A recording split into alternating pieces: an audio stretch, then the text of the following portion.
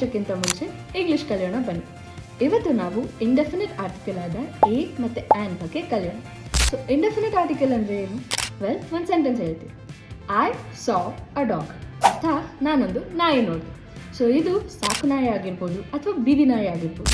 ಈ ರೀತಿ ಯಾವುದೇ ರೀತಿ ಒಂದು ಸ್ಪೆಸಿಫಿಕೇಶನ್ ಇಲ್ಲದೆ ಒಂದು ರ್ಯಾಂಡಮ್ ಆಗಿ ಒಂದು ನಾಯಿ ನೋಡಿದೆ ಅಂತ ಹೇಳಬೇಕಾದ್ರೆ ನಾವು ಅ ಡಾಗ್ ಅಂತ ಹೇಳ್ಬೋದು. ಈಗ ಡಾಗ್ ಬದಲು ಈಗಲ್ ಹಾಕ್ತೀವಿ. ಸೆಂಟೆನ್ಸ್ ಏನಾಗುತ್ತೆ? ಐ ಸಾ ಆ್ಯನ್ ಈಗಲ್ ಆಗುತ್ತೆ. ಏನಕ್ಕೆ ಅಂದರೆ ಈಗಲ್ ಅಂತ ಹೇಳಬೇಕಾದ್ರೆ ನಮಗೆ ಒಂದು ವವೆಲ್ ಶಬ್ದ ಕೇಳಿಸ್ತಾ? ವವೆಲ್ ಅಂದರೆ ಏನು ಹೇಳಿ? A E I O U. ಇದನ್ನು ನಾವು ವವೆಲ್ ಅಂತ ಹೇಳ್ತೀವಿ ಅಲ್ವಾ?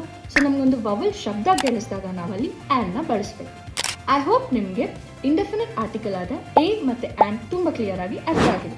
ಸೊ ನಾಳೆ ನಾವು ಡೆಫಿನಿಟ್ ಆರ್ಟಿಕಲ್ ಆದ ದ ಬಗ್ಗೆ ತಿಳ್ಕೊಳ್ಳೋಣ.